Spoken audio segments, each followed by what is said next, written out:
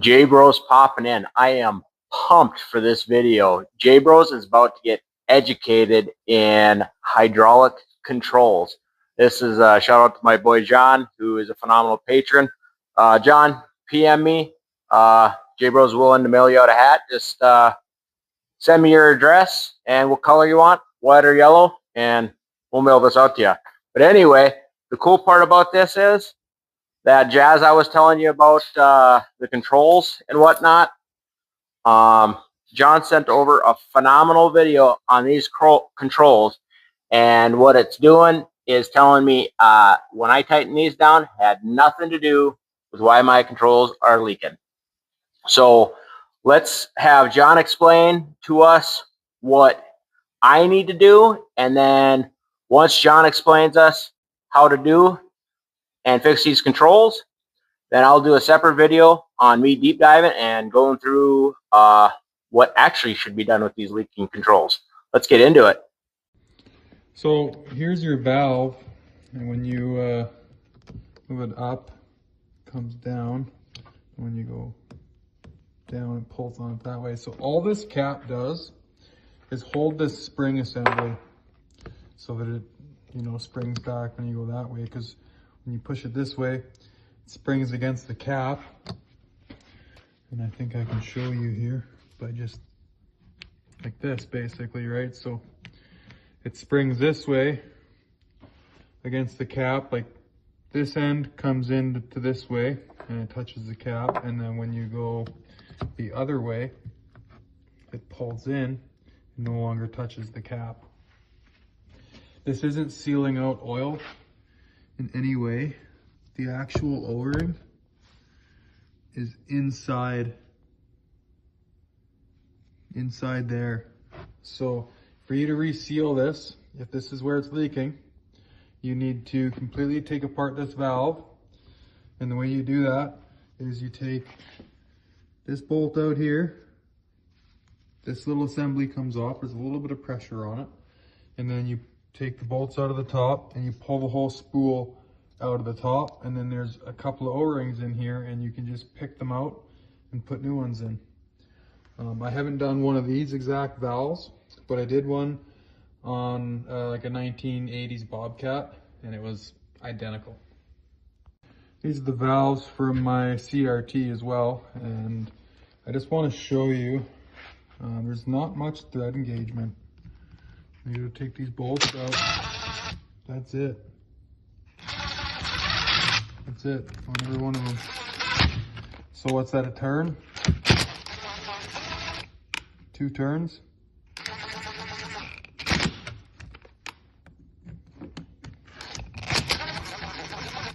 Sure not much thread engagement.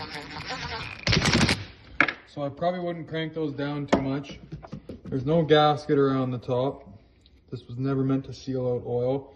And I've actually seen guys that when this gets full of oil, it gets stiff and it doesn't want to move. And I don't know what would cause that exactly, but your seal isn't this little machine surface against that machine surface. There's no gasket in there whatsoever. This is just a device to hold this spring assembly. Took like 2 seconds to get that O-ring back in the groove. Really, you could probably do this in the machine. Now that I'm thinking about it, if you pulled off your dash panel and pull the spool out the top, you probably wouldn't even need to take the lever off either. And then you just, to pull the spool out, you just take the bolt out of the bottom, pull this piece off, and pull the spool right out. This is the valve out of my CRT23.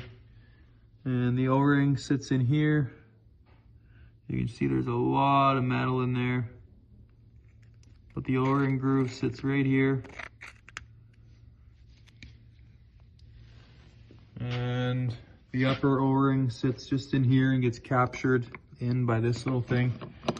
This sits into there like that, and then it just a little bit sticks out and pushes that O-ring and holds it in there. And then it's just 2 O-rings, one on the top and one on the bottom.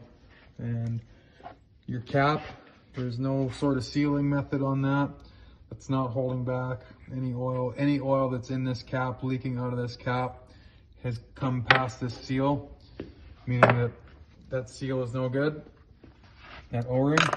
So got our caliper here zeroed out. The width of our O-rings, 2.22, 2.25, they're the same O-ring.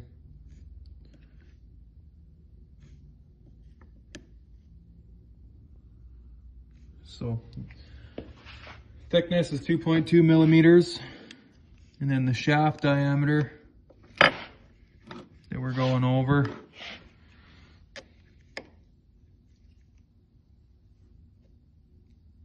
basically a 15 millimeter shaft.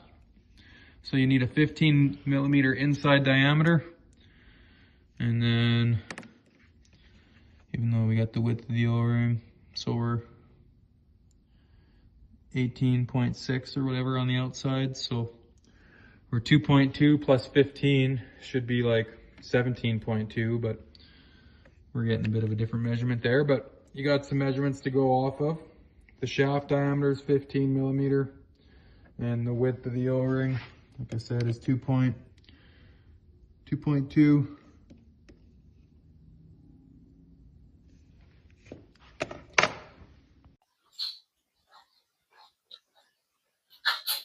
Now, if that's not a heck of a tutorial on that hydraulic control, I don't know what is. But I've watched it multiple times now, and obviously I need to pick up those rubber seals because I'm assuming mine's bad, and then just kind of him explaining and showing then how much metal was in there. That's kind of interesting as well, which would inhibit wear on your stuff. And of course, my machine with 200 hours on it makes all the sense in the world. But the best thing about like John sending these videos to me is I get proven wrong. Well, that is just an awesome thing. Some people are like, oh man, I want to be right. Well, yeah, I want to be right, but I also love being proved wrong because I just know I'll be doing it right going forward. So that's the beauty about learning.